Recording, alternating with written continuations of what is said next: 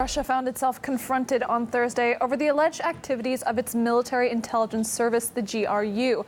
A number of Western countries and international organizations called out Moscow for dirty cyber tricks, including hacking the International Chemical Weapons Watchdog and even a Russian news agency. RT's Daniel Hawkins breaks down the details. Election interference and troll factories. Disinformation and hacking. We've heard most of it before.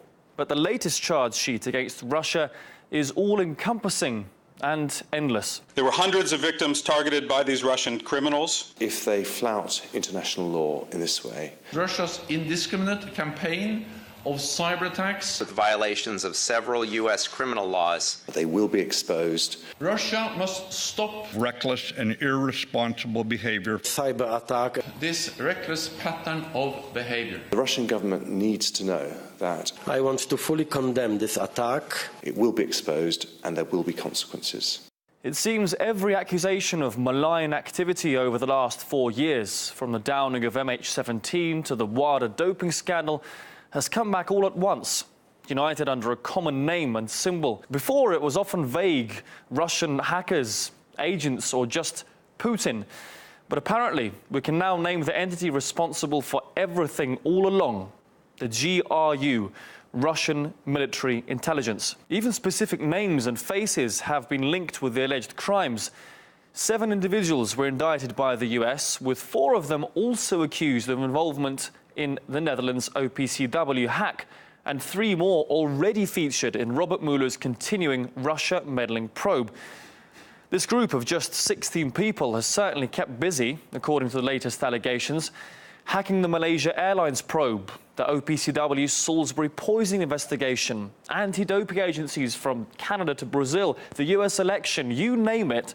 The hand of the GRU is never far away. And, according to some, the allegations are irrefutable proof of Russia's guilt in all other incidents. Here you have evidence of the Russian military launching a cyber attack on the very organisation, the international organisation in the Netherlands, set up to investigate those Novichok attacks. And why would you do that if you weren't the guilty party?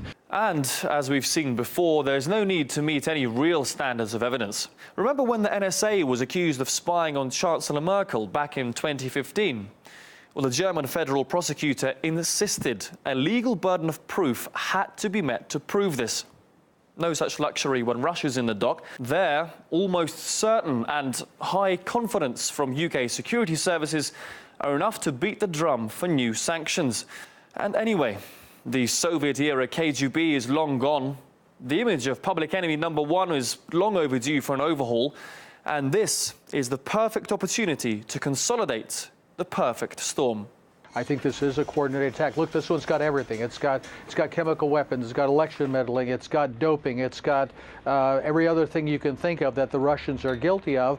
And I think this cloud of accusations is its own purpose. And normal, rational people would say, well, why would they be saying these things unless they had some purpose in mind? The purpose is to poison any possible rapprochement between Washington especially and Russia, as Donald Trump said he wanted to do during the campaign, and make sure that cannot happen and that relations continue to go from bad to worse. We may not know the whole truth or which side is hiding something, but it's image and narrative which is important. And the Russian GRU bogeyman is becoming firmly embedded in public mindset.